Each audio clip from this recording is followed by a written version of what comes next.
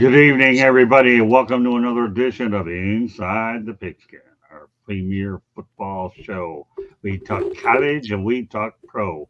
With that said, let me go over some of the topics really quick. We're going to recap Monday night's games. We're going to talk about Cam McCormick of the Miami Hurricanes. We have a nice soundbite with him on Coach Cristobal. Talk about Georgia State and Georgia Tech. Can you believe that? This one's right up Mel Farr's neighborhood. And we'll talk about a game with between James Madison and North Carolina. You'll understand in a moment. Thursday night football drew some pretty impressive numbers. We're going to talk about a matchup which is real even, and then finally we're going to have parting shots. So, hi everybody, we have a loaded show. All right, with that said, let me introduce the crew. To my right, we got Jeremy Ballrick filling in again. Thanks, Jeremy, for being on. No problem. And we have Melfar Jr. What's up, fellas? How are you? And Bo Crouch. How's it going, everybody? All right. And last but not least, Travis Sherlock Holmes. Welcome back. Thanks for having me. And Steve Ballesteri did a good job. Travis and Steve rotate every week. Tonight, it's Travis time. All right. With that said, we are going to recap Monday night's games. Tennessee beat the Miami Dolphins 31-12, while the Detroit Lions beat the Seattle Seahawks 42-29. The big news in that game was Jared Goff set an NFL record for completions in a row with 18 of 18. So, Jeremy, well, might as well, since you can talk about both games, one game, whatever you want to do.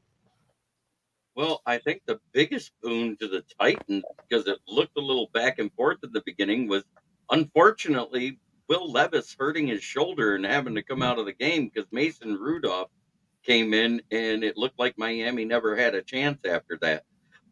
In the Lions game, it was about time we saw them do what we've been asking them to do for 3 years, and that was take the lead, maintain the lead, and make the Seahawks chase. Now, granted, it was like playing against a college front seven with as many injuries as they had in the front seven, but they still got the job done. And the defense was adequate, but wasn't great. And it was about time we saw a little bit of that complementary football where the offense is able to dictate the defense doing just enough. Okay, well, let's go to the chat room real quick so I don't get too far behind. RXJ, what do you have to go ahead, Jeremy? Hello, friends. Happy Victory Tuesday. Go Lions 3-1. Okay. Daniel Berry Sports Highlight says, yo, and West Coast Wind says, evening, gents. That must be one of your guys there, right, Bo? Yeah, both of those. Yep. Okay. Both of them. All right, very good. All right. My ass. Okay, well, we have a lot of people from lots of different places. That's good. All right, let's turn over to Mel. Well, I think I talked about it a couple of weeks ago. When they had Jared Goff dropping back 55 times, that's a recipe for disaster. He only dropped back 18 times this game. They established the running game. They dominated the line of scrimmage.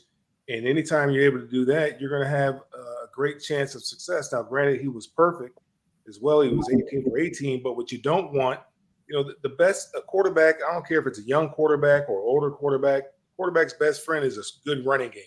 They got a two-headed monster there. They finally took advantage of them. We all saw it in that overtime win where they just drove down the field. They ran every play except for one when they did a little check down to, I believe it was a running back, and just drove down the field and ended up winning the game. That's who they are. When they went out and played Tampa Bay, they tried to be something other than who they were, and that didn't work for them. I mean, the team is not designed, and there was no reason for them to drop Jared Goff back 55 times because they were never behind more than one score. So there's never a reason to throw the ball that much. I don't know, what got into them, bookie or something. I don't know. But whatever it was, it didn't make sense because they just saw the film of what it took to win. And that's the recipe. And you have an offensive line where you're able to dominate the line of scrimmage and run the ball at will. That's what you have to do. And then the play action pass, it just opens up the play action pass, makes the guys that much more wide open. That's why Jared Goff was so successful yesterday because they were running the football so well. Play action is going to be there. The linebackers have to respect the fact when you fake the ball to the running back. So it was good to see that. I love those the black uniforms with the blue helmets. Man, that was nice. Uh, Now the other game with Miami and Tennessee, obviously it's tough when you don't have a quarterback, and a lot of these teams don't have a serviceable backup quarterback because you're paying so much money at to the starting quarterback. So you only have a certain amount of money that you can pay per position. Now, if you allotted all your money for the starting quarterback, then it makes it very difficult for you to have a serviceable backup quarterback. They bring in somebody off of somebody else's practice squad. He's been around there for a couple of weeks. They think he's better than what they have.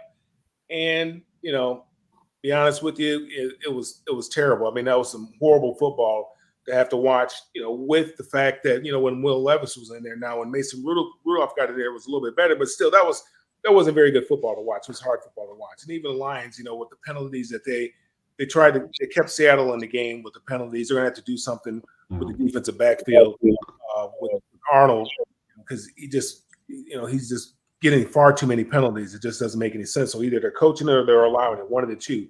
But they've got to get that. They got to get that corrected.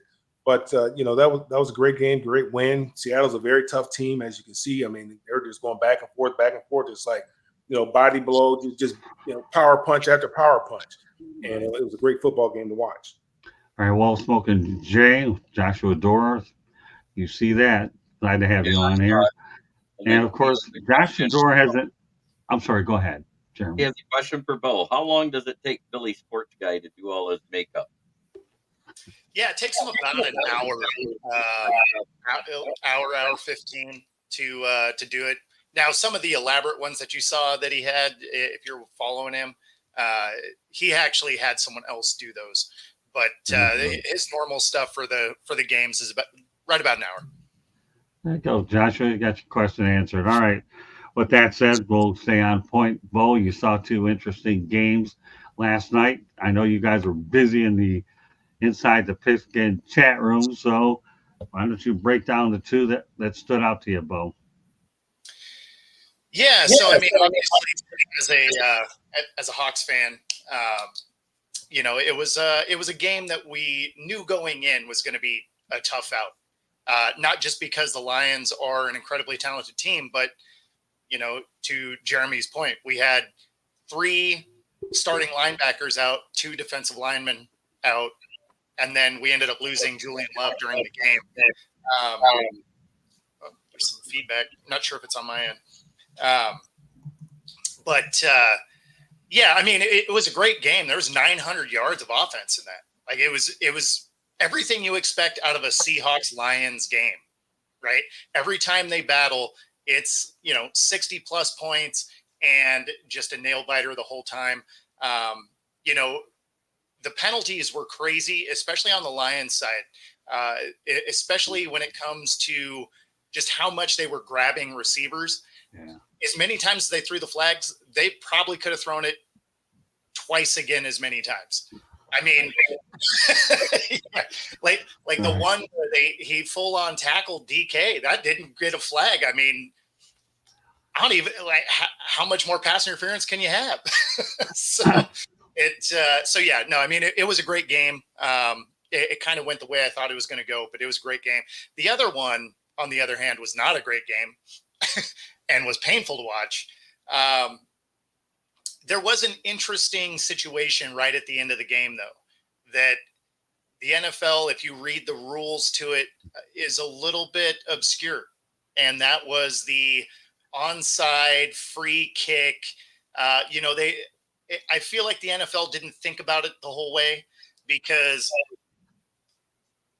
it doesn't, like when you're reading it, it doesn't actually really show you what the required landing zone is for that free kick, onside kick scenario.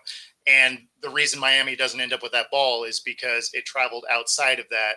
And I mean, even if you listen to the ref that night, it didn't sound like he really knew what the rules was, other than the fact that it broke the rule.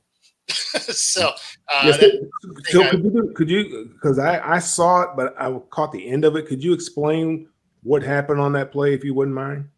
Yeah. So, obviously it starts with the safety, right? And so it's the free kick, and the free kick isn't the way that it used to be. Now you're kicking from the 20, and they can still, it's still a punt, right? And so or kick. They can punt or kick it. They can, yeah, exactly. And they designated for the onside version, right? But then he punted it up, and it traveled too far. And so when it landed, and you watch their coach completely lose their mind because they told their guy to fair catch, and he just gets out of the way. And had it landed within the range that it was supposed to, Miami gets that ball. It travels beyond its required landing zone, and there's a penalty on that. They obviously don't recover the ball. The worst part about that is then it is 10 yards from the spot of the kick, which means the other team gets the ball on the 10 now. So that's something the NFL is going to have to work out. That rule does not make sense because you basically just give them another score if you fail. Yeah, I caught the end of that. So yeah, they all were like Peter, and got away from the ball, but it's a live ball. I thought, Exactly. I thought it was a live ball, and then I couldn't understand why all of a sudden the other team had the ball and they were so close to they were so close in the plus zone. Why they got the ball where they got the ball? I'm like, how did that happen? I mean, Yeah, I appreciate you going through that because I was watching them both. I had them both on the screen, but I had the volume on the Lions game. But I saw that happen, but I didn't know exactly what happened. I appreciate you going through that. Yeah, so I guess for some reason it has to go through the setup zone. And, because you've declared it as an onside, so it's going to be a live ball. It's very interesting. It's something that I'm obviously going to be looking further into because the rules on it just don't really make sense. All right, let's go back to the chat room real quick, unless you have something else you want to add to it. Mel, go ahead. Of course, we know what he looks like when his mouth is wide open. We'll see if we can get him to move that jaw a little bit. But I'll move mine for the moment. That's what killed him. We'll see this. Yeah, there you go. Joshua George says he looks pretty ridiculous, quite entertaining. Yeah, probably all right. All right, Mel, say ah. Just kidding. Travis and Bo are like the Dudley boys. I don't know if that makes sense. I just wanted to say what's up to two of my favorite people. I love Herb and Rod's podcast. They're great guys. DK's a big boy though, like reffing Shaq. You let a lot more go. And he goes, no, there was nothing interesting about that game. And the ref was like, you want to do what? Okay. The most interesting thing about that game was a free kick, and that pretty much sums the whole thing up. All right. Well, very interesting. Okay, go ahead, Travis. You haven't gotten a word in on this one. So on a few, and then I'll finish it myself with a couple short comments. There's not a lot. I mean, to Her's point, to Bo's point, there was not a lot interesting about that Tennessee Titans game, simply because. Well, I'll say Tennessee Titans Dolphins game. I don't even want to give Dolphins credit because how do you have a backup quarterback situation this bad that you were even in the spot that you're in right now? But nevertheless, they are an NFL football team. Cool. They're like a great preseason game basically, where we're all learning the NFL rules. So thank you for that, I guess. But overall, I mean, you got a game where you have two quarterbacks that don't throw for 200 yards combined. I'm sorry. Let me correct myself. 3 quarterbacks who don't have a combined 200 yards passing. That is insane. In the NFL, and y'all not running wing T? That's crazy. So, yeah, there's not a lot to take away from that game other than the fact that the Tennessee Titans actually got a win. And that would make, unfortunately, my Jacksonville Jaguars the last remaining I can't say unbeaten, all defeated team. Well, we've lost every single game because the Tennessee Titans, led by the Mayo Messiah, Will Levis, got a victory somehow. And the only way they got a victory is because Will Levis got hurt and left the game with 25 yards passing. Or otherwise, they would have still been, a terrible team with a terrible quarterback. But nevertheless, my team is worse. So that's happening. That you guys have covered the Seahawks Lions game well. I mean, again, this is Bo's team. This is the Detroit Lions, and I guess you all kind of rep, even if it's not your team, you kind of rep that team. So yes, I mean, you guys kind of covered that from back to front. It was a competitive game. The Lions kind of controlled it from start to finish. I mean, what do you say to that? They did exactly what they wanted to do. They ran the game plan they wanted to run. I mean, your quarterback throws for 100%, completes 100% of the passes, technically speaking, because the one incompletion came back for penalty, whatever. And so that did happen. Uh, sorry, you muted, Mel. I see you talking. I don't mute nobody. I don't play with that It stupid doesn't button. count. I mean, that doesn't I count. know. I'm That saying play the doesn't one exist. incompletion did come back from penalty, so it didn't happen. But I was like looking at that, like, oh, is he gonna do it? Is he gonna do it? Like a quarterback, like a pitcher with a no hitter. So when it happens, I'm like, oh, he meant. Oh, wait, it came back. All right, cool. It didn't happen. All right, whatever. We're pretending we didn't see it, but we all saw it. That. But What are you nevertheless, talking man, about? Hey, they Mel. won. They won, man, Hey, and it was cool. hey If you Mel. score a touchdown and it comes back, it doesn't count. So it's the same thing. Hey Mel, I got to tell you something. And I actually started laughing this time, and I really get me. I've never seen your mouth open that long before. If you ever looked at the tape, it was Oh, unbelievable. well, that's Everybody a looks good at thing. my mouth being open a lot, but man, yours. I'll tell you, I got to see if Candy can get you that, so that way you always say, "Hey, you know what?" No, no, we don't. I don't need to see. I know what my mouth looks like when it's open, but that's Yeah, a good but thing to see my but mouth now open. everybody else does too. That's all right, man. All right, It's so technology. let me go ahead and close this topic out real quick. Number one, I didn't see much of the Dolphins game because I was doing actually a 108 Stitches baseball talk last night, and we had a pretty good show talking about AJ Hinch's return to Houston as well as some other topics. The Lions game was interesting. Let's face the reality. They lost 6 straight to Seattle, and that streak ended. The only thing I really got out of it was when the national commentator, I think Joe Buck and Troy Aikman, said that the Lions in practice need to get Terry and Arnold some mittens so he can stop worrying about holding everybody. So, See, what's funny is, I love that comment and I hated it at the same time. Guess who he's learning from? CD3, who had more defensive penalties against him for the well, exact same thing. And because of the way he reacted every time a PI was called from him, the rookie reacted the same way when it was called on him.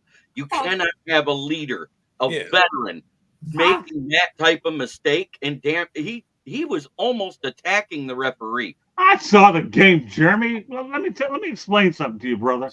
I am not Ray Charles. I can see this stuff.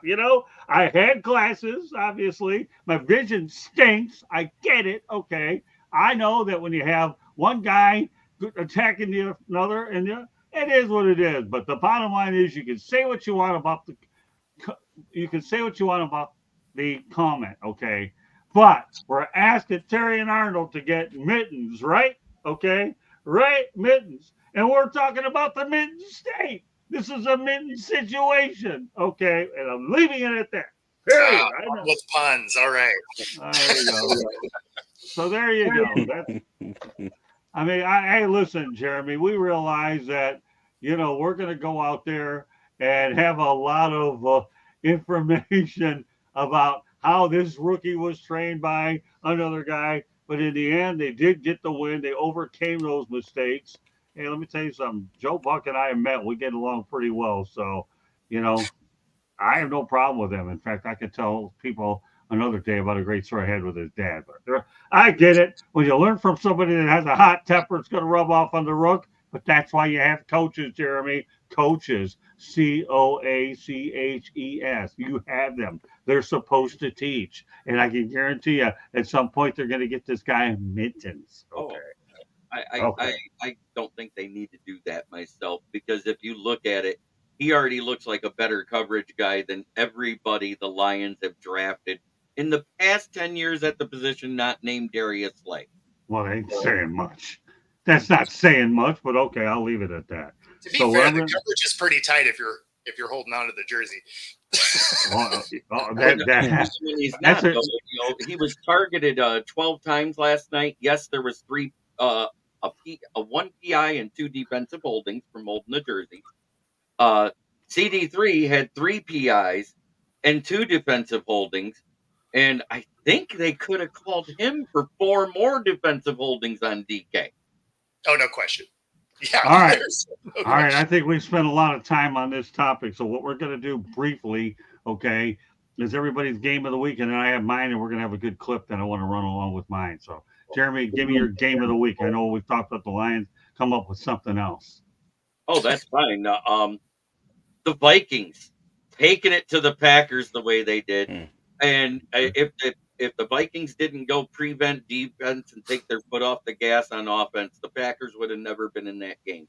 Because as soon as they stopped blitzing and went to zone coverage, that's what Jordan Love feasts upon, and that's when you saw him start to get comfortable.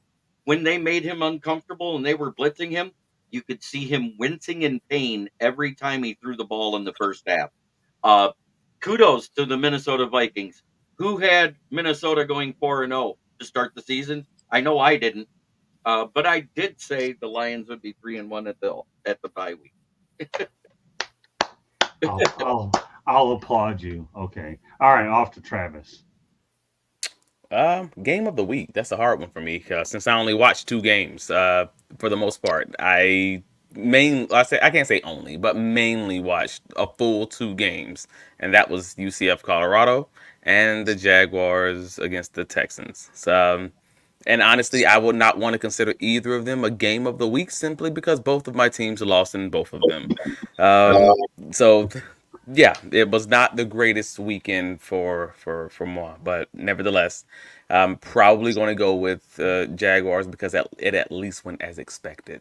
So we'll say that there was the Houston Texans had an opportunity, gave the Jaguars every opportunity in the world to kind of win that game. I mean, so many dang penalties. I forget if it was 13 or 16, but it was a lot of penalties. They handed them a muff punt on the 2 yard line to open the game to give them the lead going into the game. Just everything a team that's struggling as the Jacksonville Jaguars are sort of needed. And it doesn't matter. Like they're still losing by halftime. They still have an opportunity late in the game, up by 3 with under 4 minutes left, and they just can't run the clock out. Give them the ball back after wasting less than a minute off the game clock, and CJ Stroud goes right down the field and scores. What do you do? Uh, what do you do? And you're missing someone at every level of the defense. I mean, Josh Hines Allen's out with a concussion. You got missing your top 2 linebackers. You're missing one of your top safety and your top cornerback, and they couldn't stop a very solid CJ Stroud. On the last series of the game after holding him to no points in that rest of that half. It sucks, but that was my game of the week because it hurt a lot less than the UCF game. All right, that's fair. Okay. That is a depressing game of the week. I guarantee you nobody was going to duplicate it anyways. All right, now, all right, go ahead, Bo. Let's have your game of the week. I'm going to go with the Ravens beating the brakes off the Bills, who through 3 weeks looked like the most balanced team in the league. And Derrick Henry tears off a 199-yard day and a couple of tugs. I mean, man, how about that? The best running team decided to start using their running backs the last 2 weeks. Pretty crazy. And he definitely needs a hug. But yeah, so I mean, it's got to be the Ravens because they're finally playing the way that we expected them to play at the beginning of the year. Okay. All right, Mel. Oh, and Von Miller got suspended today for 4 games. Yes. So the Bills keep losing. 3 hours ago. Yeah. All right. But what was the suspension for? I missed it. For what happened last year, he had a domestic incident last year. That personal conduct policy. Okay. Gotcha. I thought it was something new. Good. I'm glad somebody brought that up. Now I don't have to worry about it next week. Good stuff. All right. Go ahead, Mel. What's your game of the week? The games of the week came on Saturday. That's easy. I mean, the game of the week was Alabama, Georgia. That was the game of the week, without question. I mean, that was good. Kid, what the quarterback did, man. I mean, that guy is there. He's unbelievable. The speed that he has is just unbelievable. Now Alabama almost let Georgia get back in that game in the second half. I don't know what I don't know what they were talking about. I think they're already talking about where they're going to hang out later on, and whatever who they're going to go out with and all that kind of stuff. But those guys, man, the quarterback is unbelievable. Milroe. You look at where he was last year compared to this year, particularly last year at this time. I was like, Nick Saban, you couldn't get a better guy than this. I mean, this guy is horrible. He's awful. And the progression, I mean, how he improved week over week last year, where he is now this year is just unbelievable. And then the Miami Miami Virginia Tech game was I good. gave you a game of the week, not games of the week. I mean, all the good games came. All the good games came on Saturday. You know, the I Miami know what Virginia they. Tech was a good Yeah, game, but and then Hey, wait a Ole minute. Miss and Kentucky was a good game. But those were the best games. Yeah, All on but Saturday. I'm giving you a timeout. Oklahoma and That's how they Auburn. do That was a good game. Yeah, but wait a minute. Somehow you get topics in advance. The You best see me when I game. get The best game was Alabama, Georgia, because you know me. I love it. I love to see these Georgia people. I love to see them wallow in their tears. I love to see them when they're swimming. I love to see that because if they had come back and win, I wouldn't have been able to take it. I wouldn't have been able to stand it. And I stopped listening to talk radio just because of that. I can't listen to sports radio anymore because it makes me throw up in my mouth. I can't watch it. Well, let me tell you something, Mel. What you just did with the games with an S on Saturday was a typical running back move, trying to break a few tackles and hit pay dirt.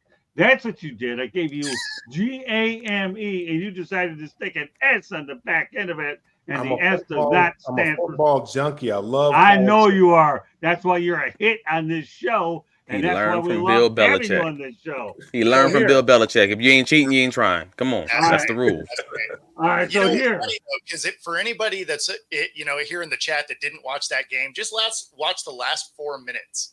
Which game? The last 4 minutes of that game was electric. Which Alabama, Georgia. Oh, yeah, unbelievable. I mean, that one pass, I've never seen anybody without dislocating your hip and blowing out your knee. I've never seen a guy do something like that before. I didn't even think the human body could do that. All right, so here, let me give you my game of the week, even though Mel tried to tip my hand here, but I intercepted his ability to try to do a little of it. All right, I am going to go with Miami against Virginia Tech. Miami Hurricanes have been putting 40 and 50 spots on the last several opponents, and this time they only put 38 on. Was it a catch? What's that? Ooh, was it a catch? Was it a catch? Which one? Which one? No. The catch. Was it a catch? The Hail Mary. The last play. Oh, was it a catch? I'll say no. Would you expect me to say anything else? Really? Seriously? Here, but let me say that. I just don't understand. They spend big money to televise these games. Why they only had 3 angles and they had the worst cameras. I mean, they couldn't zoom in there and get a good, clear picture of the football. So if you couldn't even see if it was a catch or if it wasn't a catch. I think they should have just redid the down. Redid the down. Well, guess what, Mel? They did. Oh. All right, but here, there's a little. I wanted the Hurricanes to win, though. I mean, football's good. College football's good when Miami's good. Oklahoma, Nebraska, UCLA. It's better when those schools are good. Yeah, now you're on the right track. Mel's treating this thing like it's pickup basketball. Hey, man, we're going to redo this. Just let's just do it again. Wait. I have to say this, Mel. You said the good games were Saturday. That game was Friday. Which one? Oh, okay, well, they were before Sunday. Game was Friday. Yeah, they were before Sunday. I mean, can I add something? Hey, Mel, wait, hold it. Mel, your Candy just busted you. She did. Go ahead. That's why the cameras weren't that good because it was a Friday night game. That's right, because Andre Ware was calling that game. That's right. Was he? Yeah, it's not a Friday night game. I don't know. I don't see a lot of those guys back there anyway. He was calling it. Yeah, Andre Ware calls the Friday night games on ESPN. I do want to add one thing. Can we vote that they take those Georgia uniforms and only use them in the state penal football league? Because they were awful. All right, but Jeremy, I'm talking about the Miami Hurricanes. Okay. So here, let me stay on point. Okay. Jeremy. And by the way, happy 100th birthday to Jimmy Carter. Okay. That's amazing. The guy's been in hospital for almost 2 years. That's all amazing. right, but anyways, let me get back to my Canes. Okay. Regardless of what camera angles you have, you can't deny the fact that Cam Ward threw for 343 yards and 4 touchdowns and ran for 57 more. He got another touchdown with 5 total touchdowns. But you know what? There's a bigger story in this game, and Candy is going to go ahead and insert the tape in just a moment. And it's a clip from Mario Cristobal on tight end Cam McCormick, 26, who was in his 9th season playing college football. He played in the Virginia Tech game. He's overcome so many numerous season-ending injuries, and in this game, he had 1 catch for 6 yards and a touchdown. So, a guy playing 9 years in college football. And here's what the question I posed to Coach Cristobal about Cam McCormick, the veteran. All right, let's talk about Cam McCormick. You got him in the game a little bit. What does he mean to this team here, Cam McCormick? Steady, powerful, strong, sure-handed, great route runner, on point in the running game, excellent run blocker, really good route runner, and every time his number is called, he's come through. So a guy that we all know that we can trust. All right, there you go. That's what Mario had to say. So, again, you want to talk about an inspiring story, a guy being there 9 years. Who knows if he'll have a pro career or not, but I'm going to tell you something. For him to still play. Have a pro career. Well, hey, but That's it. yeah, well, you never know. Of course, you have the United Football League, and please don't go to Canada. These guys don't want to leave now. They're making so much money in NIL. Why should I leave? All right, so here. He has Social Security while still on Miami's roster. Like, what are we talking about? He's 26. You said we had a guy that was a 7th-year senior. I'm like, well, I mean, I've heard of 6-year seniors. I understand what COVID. You had that injury year, medical redshirt year, whatever. But 9 years for real? I mean, on campus. My boy could have had 2 masters. What we doing? I mean, the only time that happens is when you're going to become a doctor. That's when you spend 9 years of school. Most of us are trying to get the heck out of there as soon as possible. Well, so Mel, why do you think I brought the topic up? Because it is 9 years, and he did make a contribution. That's a decade. I know what that's a grown man with a 10. That's a grown man with a 10-year-old son out there beating up on 18-year-olds, man. And a grandbaby. All right, now that we're justifying what 9 years is, and I have a crew that's laughing their what's off. Okay, Jeremy, behind that fist of yours covering your face, okay? Because that's what you're doing. Why don't you see if you can come out a little bit and comment on it? Hold on. So real quick, and then we go to a station break, and then we go back to Mel's backyard real quick. What are your thoughts, though, about the Cam McCormick story that he's able to play 9 years despite all those injuries? Albeit 9 years seems like a bit, but so what? Thank God we'll finally have a rookie next year older than Brandon Whedon. Okay. That's fair enough. Okay. Travis? I said what I need to say. I don't know, man. That's just chaos to me. Like, again, 26. I don't know what to do with that. Like, cool, good for him, I guess. I don't know. But the man's old as hell. I don't know how to respond to that. Again, if you were old enough to have a 10-year-old and you're playing against 18-year-olds, hey man, the game cheating. This is obviously, we got to figure this out. We got to figure that it can't be that. I mean, there's got to be a football D league. Send them to CFL. Send them to NFL Europe, something. But it can't be this. Well, Candy's obviously back on. So, do you have something to say about this, Candy? He has suffered multiple season-ending injuries requiring surgeries and living through the COVID-19 pandemic. He was granted his 9th year of NC2A eligibility, extending through the 2024 football season. Sometimes that's just a sign. Candy. Sometimes that's just a sign. Huh? Sometimes that just sounds like God. That just sounds like God telling him this ain't for you, bro. Right. No. He wasn't actually hurt. He was doing the internship for the hospital he's going to go work at as soon as this year's over. Okay, well, you know what? Obviously, Jeremy and Travis, so why don't you continue your thought on whether you're joking or you're serious, Bo, about this? I mean, like Jay in the comments there, he's a little injury prone. He's old. He's not getting drafted. He's going to end up in the UFL or something like that, probably.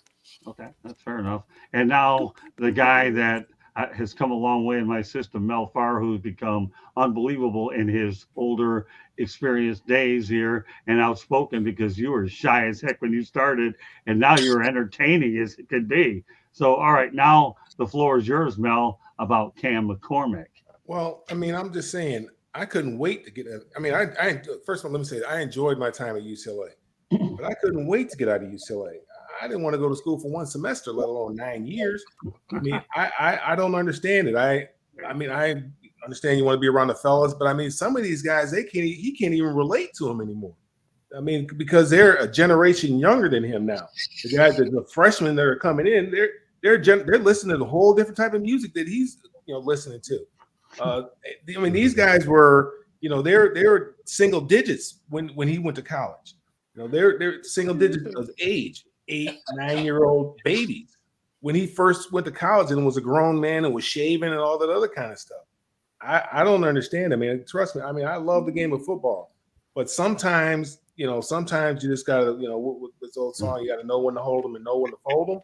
I mean, it was time for him to fold them. I mean, it was just a sign, and sometimes you just have to listen.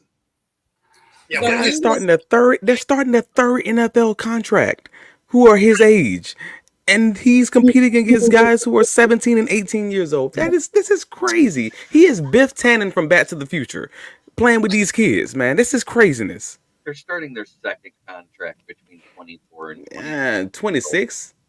Yes, between 24 and 26. Because if Well, somebody the kid from Alabama, he's going to be like 20 years old when he gets drafted, so he's going to be on his third contract. All right, let's go a few of the comments in the chat room from Jay. He says he'll be a special teams coach. He's committing a crime if he dates a 17-year-old girlfriend. Yeah, I'll give you that one for sure. His knees give him a bunch of signs, and then All right, well, all right. So let me end that topic because we do have to go to a station break, and that's this. Okay, I'm inspired because he's had all those injuries and he's still out there playing football at the U. Whether he goes on to play professionally or not, how can you not be inspired by the guy that keeps on coming back despite injuries after injuries? I know we can laugh at this all day long, and there's so many easy ways that everybody on this panel has laughed. And I can tell you this is the most entertaining topic I have ever put on Inside the Pigskin, let alone any shows, because I have never seen so many interesting, funny, sense of humor reactions as I have with this crew. But I'm inspired, and that's why I put it on there, and that's why Coach Cristobal obviously thought enough of them. And I'm leaving it at that. Folks, if you want to watch these guys crack jokes, you can always go ahead and watch this again and again on the YouTube channel. All right, Jeremy, you want to keep it going? Go ahead. One more. You now found a guy who's a senior in college that's older than Hendon Hooker. Okay. All right. With that said, we will go to the station break. Candy, take it away. Okay. I will. So I won't tell you that he already has his. No, I'm just kidding. Just kidding. The South Florida Tribune Company published a book last November. It is called Lessons from the Microphone, Tuning into the Enduring Wisdom of Visionary Leaders. It is written by your host, Scott the Motor City Madmouth Morganroth. It talks about his 40 plus years in the industry and how it has changed. It is available on Amazon, Barnes and Noble, Kindle, Apple and Google Books. If you like to listen to podcasts, you can catch this and all of our shows on wherever you get your podcasts. You can also get a link to Scott's book from our website, www.southfloridatribune.com, where there is also a link to our merchandise. So you can get a hat, sweatshirt, shorts, t-shirt, whatever you name it, go check it out. We also have all kinds of great content on the website. Scott also writes, so does Jeremy, for us. That is www.southfloridatribune.com. If you'd like to advertise or sponsor a show, you can call Scott 954-304-4941. Back to the program. All right, let's go back to Jay. You know what? That's truth is inspirational, kind of like Rudy. That's a good, interesting reference. And yes, Jay, I did write a book. I'm going to be working on the second part of this later in the year. Whatever I didn't get in the first one, I'm definitely going to make sure I have a second one as well. 40 years, look old enough, thanks to the kind words, but that doesn't mean my body don't feel that way, but I'll take your compliment all day long. Melon, Travis, you don't write? Well, they write in their own way. Travis writes.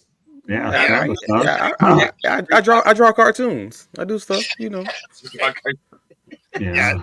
we all do, just in different spots. I write for Big Cat Country, just not long form books. Okay, that's all right. Bo, right. All right. With that said, let's go on to the next topic. Right in Mel's backyard. Don't have to spend a long time on this one, but it was just too interesting not to put in here. Georgia State did not have to travel far for their game versus Georgia Tech. By car, it goes 1.7 miles to Bobby Dodd Stadium at historic Grant Field. 7 minutes if you walk. 7 minutes by vehicle and walking 28 minutes at 1.2 miles. I don't know what they paid to bring Georgia State over to Georgia Tech, but how would you like to have that as a road game? Less than 2 miles, Jeremy.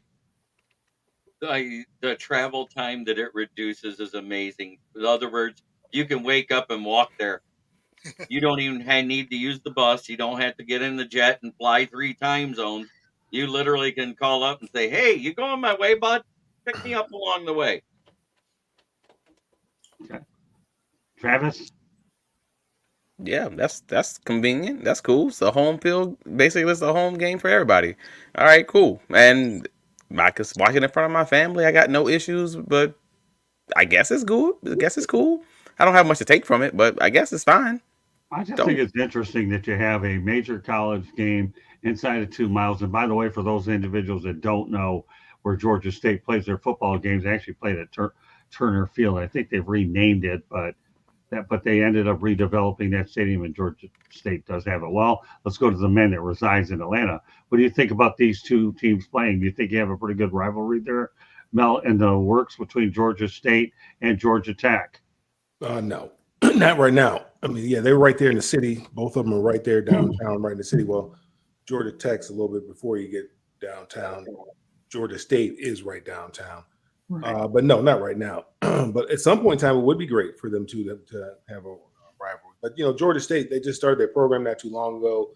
I think Dan Reeves was instrumental in getting that program started, and they started out as a Division two, F whatever they call it now, and then they've moved up to Division one or FBS now. So. But yeah, it'll be nice because obviously we know there's a lot of talent here in Georgia, and then with the transfer portal, guys always moving around, and some guys end up getting left out, and they're going to have to transfer down. I mean, that's a great destination. They got a great coach there. I mean, they've done some good things over there at Georgia State. Like you said, they play their home games over there, what used to be Turner Field. So it's a pretty nice little setup that they have over there. Yeah, actually, Bill Curry was the one who actually built the program from scratch, and then he was the founder and built it, and they certainly made good progress. So I just wanted to point that out. What do you think, Bo? You have an interesting rival here, kind of, between Georgia State and Georgia Tech. Yeah, I don't know if they're rivals yet, but being that close is awesome. I mean, never a huge fan of sitting on the bus for hours. So, I mean, if you have a 2-minute ride, I'm not mad at that. Yeah, and mind you, there's no hotel expenses either. Yeah, you can stay in your dorms unless they're actually putting them up in a hotel. And they get a check too, right? They get a check too. Yeah, I think they probably will get a check. I just wish I knew what the amount is, but I don't know. But heck, you know what? For the Atlanta area, I'm glad that the game happened. I really did. And you know what, Jay? I don't know if they took a bus. Usually teams do take a bus. Two games is what they usually do with their equipment. So I would assume. I think they got those little scooters, little birdies. Yeah, right, exactly. Hey, but you know what? I thought it was worthwhile bringing up here because Georgia State is an up-and-coming program, is what they are. We all know that Georgia Tech has been around a while, so it's a lighthearted topic. And boy, I guess I put it in the right spot, knowing that Cam McCormick got as much. It was as humorous as it turned out. You talk about going from one level to another. It worked out well in the chronology that we had. But hey, you know what? I'm happy for Georgia State and Georgia Tech that they did play the game. I got to tell you a funny story though. Here in my neck of the woods, I remember when Lynn University took on Florida Atlantic, and they're pretty close by too. And for a lot of years that you didn't want to play them, but they ultimately did when Mike Jarvis took over the program, and it wasn't bad. But this one here in football between Georgia State, like I said, an upcoming program, as well as Georgia Tech, well, it is what it is. It's good. So now I titled this show, How Do You Score 50 Points and Lose? Well, the game I'm really referring to was when James Madison reportedly received a $700,000 guarantee from UNC to play in Chapel Hill. The Dukes put up 70 points and beat UNC 70-50. One would think it's a basketball score. How do you score 50 points and still get blown out? Okay, that's why I incorporated it. I know Mac Brown was angry this past week. He lost to Duke 21-20, but that's a different story. But to lose to James Madison, let me tell you though, James Madison for a while was a really good FCS school that made the transition to FBS. I wouldn't take them lightly, but to win 70-50, oh my goodness! All right, Jeremy, you can start off here. Well, it's convenient that it's a basketball school because James Madison played a basketball school. Hey, look at that. A basketball score happened. Anything else you want to add to it? No, that's pretty much it because what else is there to add? They beat them by 20 by scoring 70 points. Defense was non-existent in this game. It was all offense. Everybody ran all over each other, threw the ball. There was probably 1,000 yards total offense between the two teams. Yeah, and Coach Mac Brown aged by about 30 years that day. I'll turn over to Travis. What do you think of this one? That was wild. And what's wilder about it, because again, it's James Madison versus UNC. I didn't watch it, but Exactly. I'm gonna be clear about this. I didn't watch this game, but me just reading about it after the fact, I'm like, what the? They scored 53 points at halftime. 53 at the half. James Madison. That is wild. So I'm looking at I'm doing like $10,000 per point given up. That's how much you paid them to beat you down. Like $10,000. Like you can get less for that going to Amsterdam, bro. You could have flown the whole team there and just had a blast. But $10,000 a point? That's wild. All right. So, anyways, it was just kind of craziness. But knowing that Duke had already been 3-0 and they hadn't given up a lot of points in the previous games, I believe they even since they played that game, they gave up just 20 points in the next game. So I'm just like, yo, what happened? Like, I don't know if James Madison was playing a different type of offense that they don't normally play or something. Like, I don't know how that occurred for playing against a bigger, better, supposedly better team that was already 3-0. So again, because I didn't watch the game, I don't want to be weird about it, but I have to assume it was one of those freaky, wonky little things where they're just playing a different type of offense that you just don't see very often. I don't know what in the wing tees or just straight drop back, 5 wide every down or some chaos like that. But that's just craziness. I mean, UNC turned the ball over 5 times. So, I mean, that probably led to some of it. But there was 1,200 yards of offense in this. And I call it. I said there'd be over 1,000, and I didn't watch the game. All right, well. Yards per play were almost 8 yards for both teams. Leave it to our crack statistician Bo to come up with some good stuff that we don't have. James, I also did not watch this game, so I had to look it up.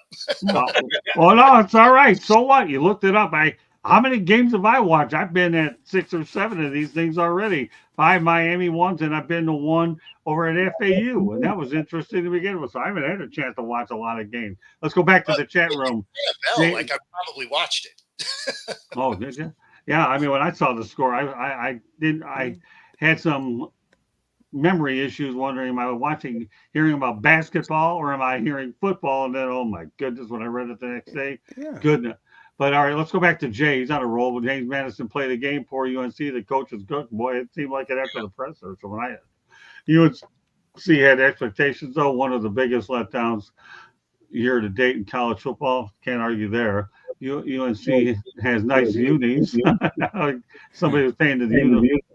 And James Madison was all over ESPN over the weekend. Yeah, I can only imagine. I'm just looking at these scores. They gave up 17, 20, 10, 50, and 21 points. The 50 is the one that's just obviously way different than the rest of them. Like, that's the game. They gave up 50 points after never giving up more than 21 in any other game. What do you do with that? I do have one caveat, though. At least UNC didn't pay him $1.6 million like Notre Dame did to get beat. True. By Northern Illinois, because they paid $1.6 million. So at least they saved $900,000 to get beat. Well, that's all. Hey, listen, that's a good point. But Bo, anything else you want to add? You are a crack statistician on something that definitely needed to be researched. I'm glad you said it. No, there's really nothing to add to that. That's just absolute trash defense. Like, I would have been mad the whole time watching that game. Well, at least you probably had a pretty good crowd expecting a win, and boy, they walked out with their heads between their legs. All right, we'll give Mel the last word on this particular game. Well, I mean, to answer your question, I mean, how do you score 50 points and lose? I mean, you give up 70. That's how you end up losing. So, you know, James Madison. I mean, they dominated at the FCS level. They know what they're doing there, as far as recruiting wise and playing football. I've watched them a little bit, in some of their championship runs, and they play good football down there. And those guys probably took them a little lightly. North Carolina, being that they were one of those, I guess they might consider themselves a blue blood, but like everybody else says, like Jeremy says, UNC, they're a basketball school, just like UCLA. As much as I'd like to say that they're a football school, UCLA is a basketball school as well. But I think those guys probably took them lightly. I mean, there was a lot of high expectations for North Carolina this year, and they've struggled this year. Obviously, I don't know. Again, I didn't watch one snap of this game. I just saw the score at the end and saw that James Madison had beat him. I was, oh wow, James Madison beat North Carolina, and that was about the extent of my of what I did as far as this game is concerned. I didn't dig into it or anything like that, but I do know that James Madison, from watching them years past, they play very good football. Yeah, they do, and like I alluded to before they graduated to FBS, they were a really big powerhouse at the FCS level. Don't ever sell those schools short, but that are in FCS, because we've seen enough of those upsets throughout the years. We all know it started with Michigan and Appalachian State, but I'm not picking on the Wolves. I can tell you right now, there are a lot of schools after that have certainly drank the Kool-Aid. Still different. That's different because they were Division II at that time. Right. No, I understand. I'm just talking about upstate. But 70 to 50, my goodness, it was so unbelievable. And you can only wonder what Mac Brown was thinking the entire week. All right, let's move on to Thursday Night Football. We don't have to spend a lot of time on this. This is some information because I want to make sure everybody has their parting shots. Thursday Night Football's Cowboys-Giants matchup, exclusive to Prime Video, shattered the record for the most streamed NFL regular season ever with 16.22 million viewers. I'll ask you guys a straight question. Jeremy, are you surprised at that number? Yes or no? Not really, because streaming internet service is becoming the norm. Everybody started getting used to it last year. And so the ones that they had already, they've kept, and they're going to add to it because we keep adding streaming services that are going to carry the NFL. Okay, fair enough. Okay, Travis? I guess I'm in the same boat. It's just these are two generally big markets, even if they're not the greatest teams. We're early enough in the season where they still have that. They're still full of hope. They still have that hope in them that's pulling on their heartstrings, unfortunately. So the Giants fans think that there's still a future for their team, and the Cowboys still think that there's some modicum of a possibility that they might actually win their division. So they're going to watch the game. And again, two big markets, it makes total sense. And to Jeremy's original point, yeah, the streaming services are kind of blowing up. People are getting away from cable even more often. That's just where we live now. No. Yeah, I find that hard to believe. I didn't think anybody was really watching that game. That game was not very interesting. I didn't watch it. I was flipping back and forth between reruns of 2.5 Men and Law and Order. I didn't, that game, it didn't do anything to hold my interest. I'll just be honest with you. I mean, I couldn't believe it. I'm like, I seriously said to myself going to bed, like, they got to be losing money on this Amazon deal because I can't believe anybody's watching it. The volume's not right on the game for whatever reason. The volume is real low with the announcers. Who is it? Who is it? Who does it? Al Michaels. Al Michaels. He's old and tired. I mean, I'm tired of listening. Tired. I can tell he's an Al Michaels fan. I mean, I think he's just gotten real arrogant, so to speak, with the way that he announces the game, and he's not very relatable to me. And I think he sounds like he's bored. He's just like, man, I just got to do this again. Let me just go ahead and do it. Say the same old thing. Say the same old things that I've been saying for all these years, and we just say it. Try to act like I'm excited so I can keep this paycheck coming. He doesn't have any enthusiasm. It's terrible. It's terrible television for me. Now that's just me. Now it could be great for everybody else, but for me, that's how I look at it. Okay. I find him funny only because you can tell he hates the matchups of Thursday Night Football, because he just about says on air, this game is trash. Right. So I find that hilarious.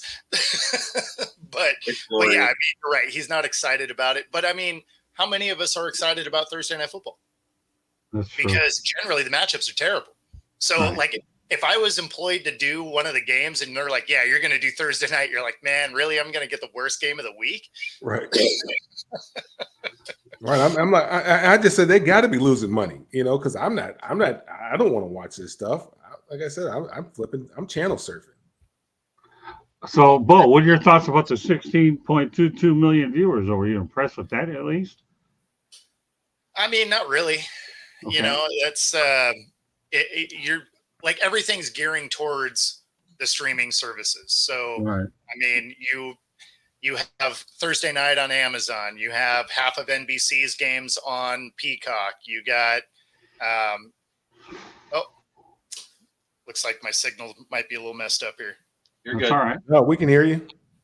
But so yeah, I mean, you also have, if I remember right, there's going to be a one random game on Netflix. There's some of the games that are on the NFL streaming service. So I mean, at the end of the day, people are just getting used to being on all these streaming services. All right. So Jay's got some useful information. Al Michaels is 79 years old. Who's the best commentator now for NFL or college football games? You know what? I would like to use that for another night, unless you guys want to talk about it now. The only Thursday games I like, Lions Thanksgiving game. Cheers there, Jay. Viewers can be misleading as well. All right. Well, you know what? Let's answer Jay's question real quickly. Okay. Jeremy, who do you think is the best commentator now for NFL or college football games? Pre-game wise, it's Pat McAfee, because I love the way he trolls the Georgia Bulldogs and then goes roll tide. Gets them all hyped up. That's great. In game, I used to like Tony Romo, but he's kind of gotten a little bit too verbose lately. It used to be right straightforward to the point. I like Al Michaels and what he does on Thursday night, especially when the scoring is bad in the first half. I remember 4 games in that first season on Amazon, he goes, if we have another night where we don't have a touchdown before the half, I might hang myself live on the air. And Okay. Wow. I was like, All right. that was the best comment I mean, ever. that's boring radio. All right. Well, you know what? Here, Travis, just pick one because Jeremy was pushing the envelope, slipping in too. But all right, go ahead. I don't really have one if I want to be if I'm going to keep it real with you. I mute the TV half the time I'm watching. I really watch the game for the sake of watching the game, and I kind of just come to my own conclusions. All right. Well, that's fair enough. You can defer on this one. What about you, Bo? Yeah, I'm actually kind of the same as Travis here. Like I don't really have a favorite commentator. I do think Al Michaels is kind of funny, especially 2 weeks ago. He's like, oh, that's the 147th flag today. So I mean, he has moments, but yeah, for the most part, a lot of times I also have it muted because I'm analyzing the game rather than listening to it. What about you, Mel? Well, most games it's work for me. I'm actually writing about the game, so I don't want to hear these guys talk about it and throw me off of what I'm trying to think about. That's different. No, that's what I mean. I'm writing. We're in press boxes. We don't listen to them anyway. Travis, it doesn't matter. We don't hear them. Look at me. Ooh, look at me. I actually like I like Joe Buck and I like Troy Aikman and I in college football I like it used to be Vern Lundquist and Gary Danielson, but I like Brad Nessler and Gary Danielson. I guess that's because it was the old SEC football, but they don't call SEC football games anymore because CBS lost that contract to ESPN, the big pimp. So yeah, I like to hear what they say. I like to hear people who know what they're talking about when they're talking about the game, not just somebody who's just talking to be talking. Like I know Coach can't stand Chris Collinsworth. I think Chris probably reneged on a job for him at Pro Football Focus after he retired. I think he probably told him he was going to get him a job there, and he didn't get him one there, and that's why he can't stand him. But I mean, he just talks to be talking sometimes, and really not looking at the game. I think he just likes to hear himself talk. So, but I like to hear people that really know the game and really are analyzing the game or really talking about the game, and not just talking to make it about them versus about the game. Okay, well, I'll throw a couple of names out there. Number one of the best college announcers that I've ever seen is Don Criqui. Don Criqui was unbelievable. He called the Orange Bowl many years when Miami won it all. Question is right now, isn't it? They didn't say forever. Yeah, I know. I said one of the best before. I'm not done yet, okay? But no, I mean, I've always liked Vern Lundquist. I mean, he's an absolute pro. But hey, listen, Mel, remember one thing, man. Okay, It's your show. I got it. No, I had that had nothing to do with it. It's all of our show. Forget that. It's been off the rails since the start. No. Let me finish. Okay, I've always liked Vern Lundquist. Are you kidding? But here, I'll give you another one in the past. What about Lindsey Nelson many years ago too? This guy, you know, I'm showing my age now, but nowadays I like Vern Lundquist and Brad Nessler. They're pretty good. Now, Greg Olson to me is high on my list, and I think that I like Greg Olson, Joe fucking Troy Aikman. I've always liked them too, but Greg Olson, Kevin Bernhardt. But the one I really like the most is Joe Davis. Joe Davis. Joe Davis, yeah. What is he? Like regional sports? What is it? No, he's the number 2. He's on the number 2 team for Fox. Look him up. I actually met him in L.A. He's the voice of the L.A. Dodgers. Never heard of him. I mean, if we're just going back, like I always enjoyed Madden and Summerall because you would get dumber and smarter at the same time, right? Like he had all this football knowledge and then he put it out there in a way where you're just like, what are you even talking about? You're too young. You're too young, Bo. But the best was like Howard Cosell and Frank Gifford and Don Meredith. That was like the best. Yeah, well, you know, I have a lot of things I'd say about Howard Cosell, and if I could ever get fined in this business, I probably would with what I'd have to say. So I'll just leave it alone. You're probably too young. You probably never heard that broadcast booth, did you? Oh, I mean, tell you, I heard of him. Howard Cosell and I had a few words at the Orange Bowl. Yeah, no, as a kid, sure, yeah. Yeah, no, I was working the game with the Miami Dolphins, and Howard Cosell and I had a few words. So the interview I got instead was O.J. Simpson. He was pretty good back then too. I'll leave it at that. So, I mean, okay, hey, listen, I forgot about what he did later on, but he was a hell of an interview for somebody getting into business. You know, I mean, I met Howard Cosell. I didn't like the guy. He doesn't like helping out young guys trying to break into the business. But you know what? He's trying to take his job. Of course not. Yeah, give me a break. An arrogant Jewish lawyer like him that turned into a sportscaster. There was only one Howard Cosell. Yeah, there is. And you know what? Let me tell you, what all you had to do was look at the top of his head, and you can find that toupee anywhere you want at any kind of. Well, you know, Ali made plenty of fun of Howard Cosell. I mean, they had a great relationship. Yeah, Howard Cosell and me, you know, I hate the guy's guts.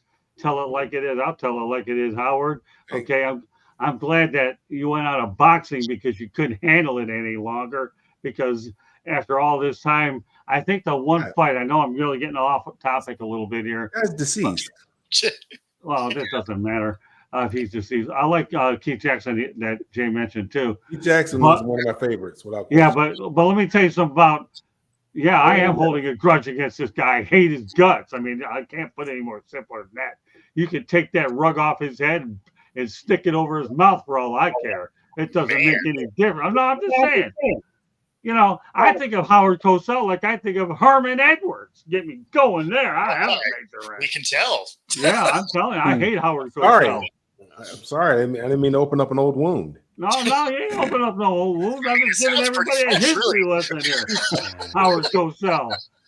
Man, you know, my favorite play-by-play person is whoever called the Malice at the Palace. That's all I remember. I didn't even get a chance to see it live. I had to see it after the fact, but the play-by-play was hilarious. So I just like, hey, and he someone throws something at him and he throws it and he punches him in the face and everything. Yeah, that's where I'm at. I don't even know who it was. I can't tell you that today. I just know I didn't see it live and I only saw it after the fact, and I'm just like, that's the kind of thing that's where I'm at. Whoever made that, GOAT. You know, I've been listening. You know, since Tom Brady decided to step in the booth, I kind of pay attention to the color guys now. And there's a lot of guys, you know, a lot of good color guys. There really are a lot of guys that have been doing it for a long time and doing an extremely good job. And I'm sure Tom is going to get better. I don't remember how Troy was his first year, but I don't remember him me saying, "Oh, he stinks." I know that, or I don't remember me saying, "Ooh, that's hard. He's hard to listen to." You know, but obviously, you know, Troy's been doing it for a long time, so he's got a great feel for it. A lot of guys do, but Tony Romo, I mean, I didn't even know the guy talked, to be honest with you. And for him to hit the ground and run the way that he did was very surprising to me.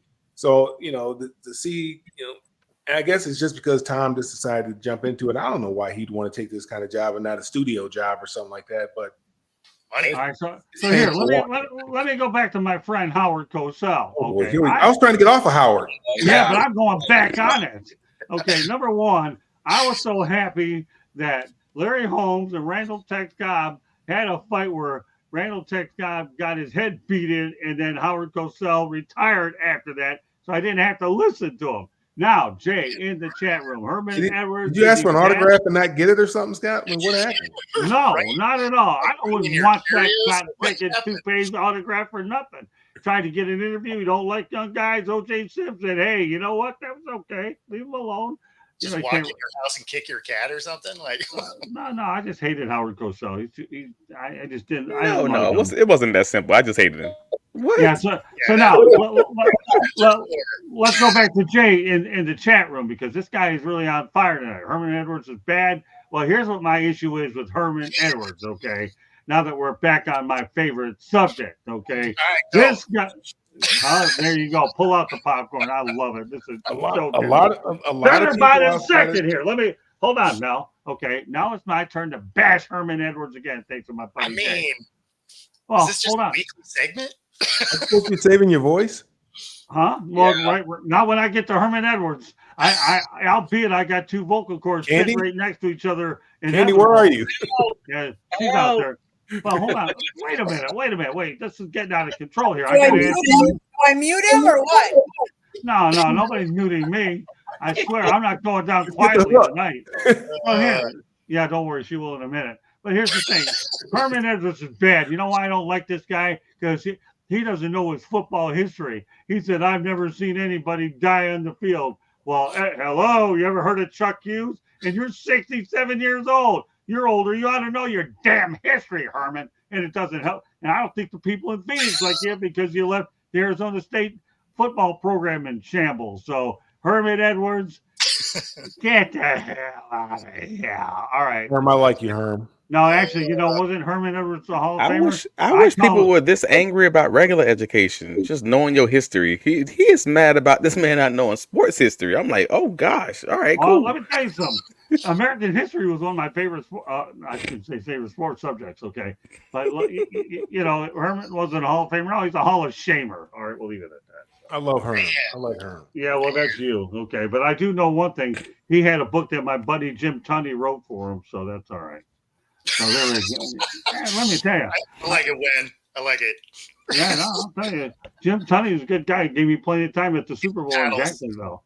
But Mel does know how to get me going once in a while. I've only known this guy forever, so it is what it is. So I did not know you had it in for Howard Cosell like that. Oh, yeah, whatever. You know what? Maybe this is one show that maybe Coach Bono was probably glad he didn't make it tonight, because I have the right audience to tell this stuff. Anybody else we need to steer clear from? What's that? Anyone else we should steer clear from? You from going on for 20 minutes. That's what I want to know. What's that? Who else do we not need to mention going forward that'll make you rant for 20 minutes? Yeah, I don't know. So we know Herm Edwards and Howard Cosell. Is there anybody else? Dan Marino. Oh yeah. Get me started with Dan Marino. But you know what? But I'm not going to go there. I'm gonna stay off Dan Marino, because I picked on two big clowns already between Howard Cosell. Go to hell. Okay. Ooh, that was strong. I mean, he might already be in there. Like, why? Yeah, he might already be in hell. Yeah, I don't care about him. Let me tell you, Howard Cosell and Herman Edwards. You know what? He's one of the reasons I don't even watch ESPN anymore. What's in that cup, Scott? What do you have in your cup? You got some of that Diddy in there? Oh, no. That drink. Oh, yeah. You on that drink. Oh, here. No, I'll tell you what I got in my cup. I got Diet Georgia Peach Iced Tea. Okay. Got some of that Diddy in there. No, that's not bad. Let me tell you. No, I have my Diet Mountain Dew earlier. No, I have a drink from your state, brother. I'm telling you. Yes, well, I'm glad we're having a lot of fun. This is a great show. Coach Bono, if you're listening out there, you're probably glad you couldn't make this show, because I think you really would have bailed earlier when you watched me tee off on these two bozos. Because I'm telling you, other than Candy being a good date, one of my favorite dates was that lady called Big Bertha. That golf club where you hit the thing straight, and I hit it a long way, which is where my voice is going anyway. So, all right, well, we'll change it a little bit before I get something. No, I'm not going to pick on Dan Marino tonight, okay? Because I'll wait another night when I have two out of the way. But what I will mention, one of the most even series ever is the Saints and the Falcons. Their all-time record head-to-head competition was 55-55. Guess what happened on Sunday? Atlanta went up 56-55 with That was a a good game. That was a good game. 26-24 win at home on Sunday. Just a little FYI. Though it's always actually, Jay, I like Larry Bird. I'll tell you what, Jay, let me give you some information, buddy. If you go ahead and buy Lessons from the Microphone, Candy, why don't you put it up there? You'll see who some of my favorite people in that book. Lessons from the Microphone. You can get it on Amazon, Kindle, Barnes and Noble. Larry Bird's one of my favorite people. I would rave all good things about Larry Bird. Candy's got it up in here as well. You can get it that way. So yeah, it's good to see the Saints and the Falcons have a pretty good rivalry. Jeremy, what do you think? I mean, it's as even as it gets, doesn't it? Pretty much. I mean, I thought Atlanta would win because I feel like the Saints got a little exposed the week before, and they showed a lot of weaknesses that you didn't see versus the weaker teams they played. And lo and behold, Atlanta got it done. Okay. Hey, you know what? Jay asked, can I get an autograph? You know what? If you contact us at southfloridatribune@gmail.com or leave your phone number, we'll find a way to get you some sort of an autograph there. And can you write how much you hate Cosell and Edwards in the note? If that's what you want, Jay, I'll be more than happy to do it. I have the inside cover, and then I have other ways for the really long messages. If Sounds that's like how a you want it book. customized, all I'm Right, telling he you. wants another book. Yeah, don't worry. I'm working on another one too, Jay. So, but yeah, I mean, it is an even rivalry. Saints and the Falcons. Travis. I mean, they always play each other very well. I mean, obviously being in the same division and everything else, but also well, Jeremy's point a second ago, the Saints kind of allowed teams those first 2 weeks to. I mean, sorry, they kind of brought out their playbook that first 2 weeks and kind of caught a few teams off guard, not really knowing what they're going to do. And as more tape comes out, the defenses get better. That's just kind of how this thing works. Unfortunately, they came up against a team who kind of generally knows them as far as their skills are concerned, as far as their traits are concerned, and also now had a little bit more tape to kind of be prepared for them. They were kind of I don't want to say they were exposed the previous week because everybody doesn't have the personnel the Eagles have necessarily, but yeah, the Falcons are one of the teams that do. So they were able to kind of play a lot more of that man or play a lot more of that cover one and kind of take all the things that they wanted to do away as far as scheming everything open. It also didn't help that the Saints even lost Taysom Hill at one point in the game because he had 2 touchdowns when he went out of the game initially. That kind of made them a little bit more one-dimensional in that way too. But hey, a win's a win, and nobody cares when you're talking at week 18. How did you win? Yeah, you won the game. A very important divisional game. So yeah, good for them. But I still don't know if the Falcons are good, and that's the weirdest part about this whole conversation. Hey, Jay, we'll go ahead and make sure we take care of that for you. Also, Jay, if you haven't already, will you kindly subscribe to the South Florida Tribune YouTube channel as well? We would appreciate it. The way you've been in the chat room tonight, you're classic. I enjoy talking about everything you've had. You've really brought it to the table tonight. We could have very well made you this unofficial 6th host on here. You were hitting bullseyes all tonight, but we'll make that happen for you. Please subscribe to our YouTube channel, and we'll find a way to get you. You just tell me what you want, and we'll get on the phone, and I'll make sure that we can get you something that'll make sure that it's definitely intended for you, first and last name. Candy and I will work on that. So, all right, Bo, with that said, let's talk about this rivalry. I have an FYI. I have a few RIPs, and then everybody can have their own parting shots. All right, go ahead. Yeah, I mean, it was a good game. And I mean, personnel wise, you thought it was going to be kind of a coin toss. And I mean, it sort of came down that way. So, yeah, I mean, it was a fun game. They know each other well. So, I mean, Wow. not to really add to it. Well, Jay, you've earned the kind words. Let me tell you, you're an awesome person, and we're just so glad that you can be friends of the show and all that stuff. So God bless, pal. We'll make it all happen. All right, Mel, it's in your neck of the woods. You know, the Saints and the Falcons, 55 and 55. Well, now 56, 55 in favor of Atlanta. Yeah, and they really don't like each other too much either. So I didn't know what to expect from Atlanta. Obviously, they have a new coach there, Kirk Cousins. He's trying to figure things out. But it's a back and forth game. It's a good football game. Anybody could have won the game. The Falcons ended up winning the game at the end. But yeah, it's been a very, very hard fought rivalry. These teams really do not like each other, and the fan bases don't care for each other either. So, but it's nice to see because a rivalry. In order to have a rivalry, there's got to be it's got to be competitive. Obviously, this rivalry has been very competitive. Okay, Bo has to go. So before you leave, Bo, why don't you let everybody know how they can get a hold of you?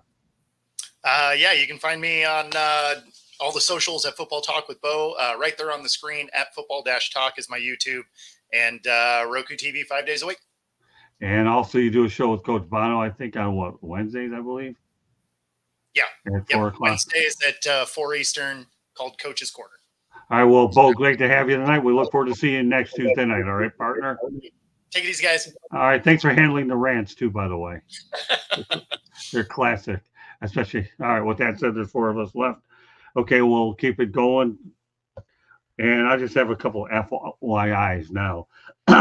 Georgia, Alabama averaged 12 million viewers on Saturday. ESPN, ABC's most watched regular season college games in 2017. Nobody should be surprised at that number. I'll have a couple rest in pieces out there. Chris Christopherson recently passed away. Mercury Morris passed away. Dikembe Mutombo and Pete Rose. And, of course, the actor who played on Beverly Hills Cop, John Ashton. And, of course, John Amos, we found out about today from Good Times. So, you guys have any comments about any of these folks that unfortunately passed on? Yeah, we have a family chat. My kids, it was the title of it was one thing, and my kids, because it seemed like every time I put something in there, it's somebody passing away. So now they changed it to today's obituaries. My kids, because every time I post in there, it seems to be somebody's passed away. But yeah, and as we get older, more and more people that we kind of grew up with are leaving out here. That's inevitable. That's one of the things. One of these days, our names are going to be read off. And but yeah, the thing about with Pete Rose is, you just kind of look back at his career. I remember Charlie Hustle and all that kind of stuff, and it's unfortunate what happened to him as far as baseball is concerned. But I think, nobody's perfect. There are a lot of people in the Hall of Fame who are not perfect citizens. And I truly believe, even though he did bet on baseball, I understand that that's probably the worst thing that you can do, because you're messing with the integrity of the game. But I wish he would have had an opportunity to, because I think at some point in time they'll put him in the Hall of Fame. But I wish they would have given him his flowers while he was still here. Yeah, well, here's the deal with Pete Rose. Number one, nobody was going to put him in the Hall of Fame while he was alive. Posthumously, I think that was his best shot.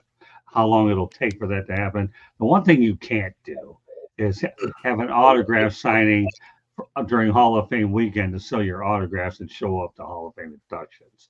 And he made a lot of mistakes like that didn't help his cause. Commissioner Bud Selig and you guys got to eat, man. He's got to eat, right? Yeah, though I don't think Pete Rose was lacking any meals, that's for sure. Well, I wouldn't say he's lacking any meals, but he needs money. The guy's got to get, he's got to earn a living. Yeah, well, don't tell that to Bud Selig and Rob Manfred that you can have an autograph signing. Just don't show up or historical event. That's all I'll say about it. Who knows if he will ever get in? Time will tell. But as far as the rest in peace, Candy and I had a chance to meet Mercury Morris during a Super Bowl, a taste of the NFL event. And Mercury was just a great guy, and obviously played on the undefeated Dolphins. Dikembe Mutombo, great player, great humanitarian. John Ashton, I did not like the guy who played on Beverly Hills Cop, and Chris Christopherson. So, unfortunately, These are the most recent passings away. So, with that said, you guys want to comment any, or you want to just go to parting shots? Go on to party. Yeah, party shots. Let's do it. All right, go ahead, Jeremy. Give me your parting shot real quick. How about them Tigers? Hottest team in baseball go out today. Tarek Skubal shuts down the Astros. They tried to give it away because they only had a 3-run lead, but hey, they got it done. And here's an interesting tidbit about the people that get the play-in wild card game. The teams that go 1-0 are 20-0 in game 2. Interesting. Okay. Hmm. All right. I like Now, that. did, All right. did the wild card game used to be just one game? Yeah, it did. But now they made it 2 out of 3. Okay. Yeah, they did. All right. Travis, what's your parting shot? NFL players, I need y'all to get off social media, man. I do. I need it. I need it so much. Devon Achan, the running back for the Miami Dolphins, he kind of snapped on fans basically for basically saying that he doesn't give a about their parlays and everything else. Everything that we do is to win. I don't care if I have 100 yards or $0. I'm doing this. We're doing this to win. And I'm just like, bro, if you lose a game, NFL players, if you and I know you're listening because y'all always listen. They're always listening. They're always on the socials. Hey man, just get off the social medias. Like obviously it's going to be trolls, it's going to be people that's pissed that they lost their money, it's going to be people that just don't like your team, whatever it is. Just get off the socials because you're just making yourself sound like a crazy person. And I just thought it was a wild response that he puts on the socials talking about that in a game that they lost. If you didn't even win the game, so you can't be like, I don't care if I got 100 yards or 0 yards. We're doing this to win. Did you win? Then what are we doing, man? Come on, man. Just get off the socials. Nothing good will come of this, I promise you. And you'll probably be happier. Come on, man. Do better. Be better. Okay, I like that. So, okay, Mel, what's your parting shot? Well, there's trouble brewing in Westwood. It's a lot of upset folks right now in Westwood with what's going on with the football program there in UCLA. Not real happy with the direction of the program right now. Don't really know what direction the program's going in. Looks like a 7-on-7 team. Every time I watch them, they cannot run the football. I think they're second to last in rushing in the country. That's not good. You know, when Chip Kelly was there, they're one of the best teams in the country rushing. So you go, you just flip it. You're one of the nice helmet. I like that helmet because I like the black unions with that helmet. That's nice there, Jeremy. But yeah, well, I mean, we're struggling, man. I don't know the direction of the program. I'm very upset. My brother went down to that LSU game. That wasn't pretty. And then they just played. Who they just played? Who was that? Oregon they just played? Was that? Yeah, I think they just had Oregon, and that was like they had all the players come back for that game, and it wasn't pretty. They didn't fare very well. So, my brother was up in Detroit yesterday. Got opportunity to talk to Troy, and I know he's he's made some rumblings that he's not real happy with the direction of the program, and a lot of people feel that way. Okay. Well, just a couple of college games worth noting over the weekend. Michigan and Washington face each other in Seattle, rematch of the national championship game. Michigan State goes to Oregon. That's another interesting football game. And of course, Miami finally leaves the state of Florida for the first time as they travel to California to take on the University of California. There you have a lot of that east to west travel. The only parting shot I'm going to say is I don't think it's a parting shot.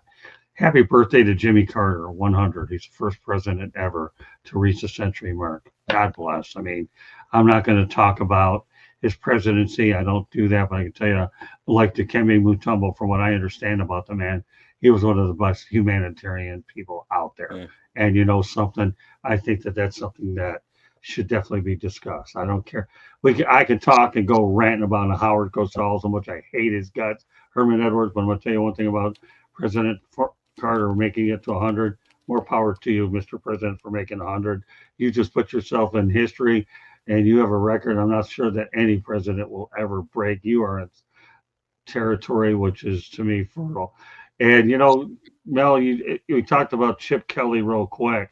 He must have known what was going on there when he went to Ohio State and think I didn't need all the pressure going into the Big Ten. He went to Ohio State, so maybe he knew a lot more than what we knew to make the change for a little bit less money. I don't know. So, I so don't with think that, NIL. I don't think, and I think a lot of coaches don't want to deal with that NIL. yeah, well, you're right, and you know what? And next week, actually, I talked to Tom Herman, and I'm gonna bring it on next week. I don't like to have two clips on in one night. And that's a job in itself.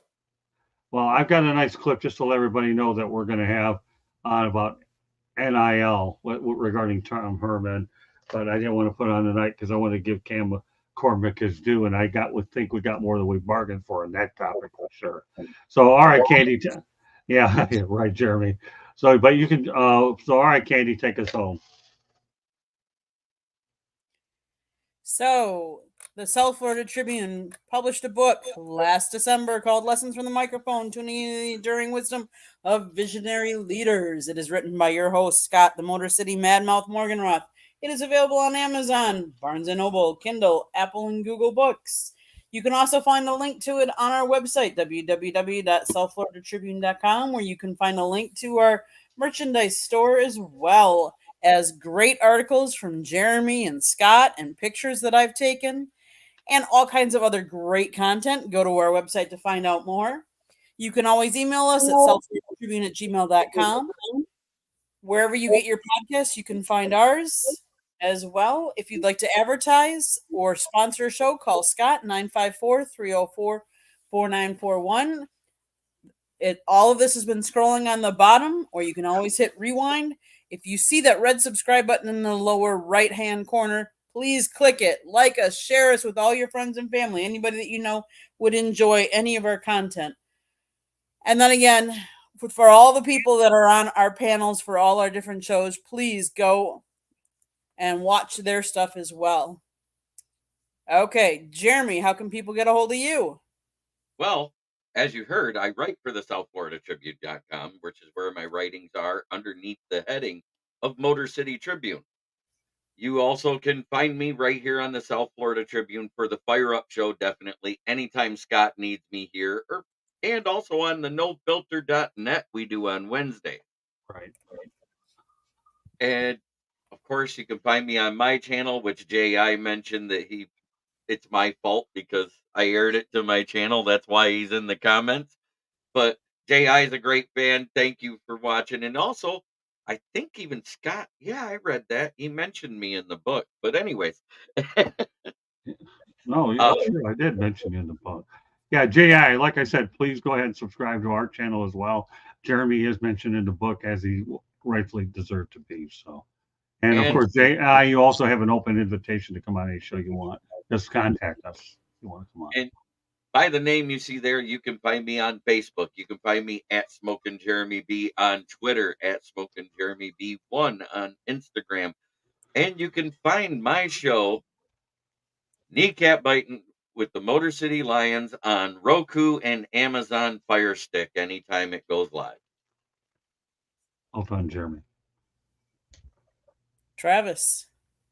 Oh, well, I can be found on Travis D. Holmes on Twitter, Instagram, Facebook. I don't know. I believe MySpace is still up somewhere out there. All the socials. You can also find my writings covering the Jacksonville Jaguars, BigCatCountry.com. We also have the Duval Dive, a Jaguars podcast. That's on Wednesdays at 7:30 with myself and Kyle, the student of the game, Nash, with Fans First Sports Network. Where we talk about the Jaguars, kind of giving you the updates of what's going on with this chaotic team right now. So definitely log in, like and subscribe there. And if you're listening to us, obviously, inside the Pigskin. Let's go. Come on. Tuesdays. 8 o'clock, 8:05, 8:15. If you listen to it, again, like and subscribe on YouTube, catch us on the podcasters, all that stuff. Come on, man. And I believe that will make Mel Nets. Yeah, I can be found on all the social media at Melfar Jr., Facebook, Twitter, LinkedIn, Instagram, not Twitter, X, I'm sorry. And then you can follow what we have going on here in Georgia and also up in Michigan for the youth at melfarsuperstarfoundation.org. Okay, Scott, back to you. All All right. Well, once again, great show. I'll actually go out there and declare unofficial co-host tonight. Joshua Thor was in there for a little while. Jay, you were a hit tonight. You were really a hit. And I am so glad you came on, and we appreciate the kind work about the podcast. I'm only as good as what I have to work around me. I don't take too much credit. I always had that attitude. Let's see if we can do better the next time. So, meanwhile, that does conclude this edition of Inside the Pigskin. On behalf of Bo Crouch, Candy Ebling, our producer, Jeremy Ballrick, Mel Farr Jr., and Travis Holmes. My name is Scott Morgan, Roth Motor City Madmouth. Thank you for joining us on this edition of Inside the Pigskin, and we will see you next Tuesday night. Good night, everybody.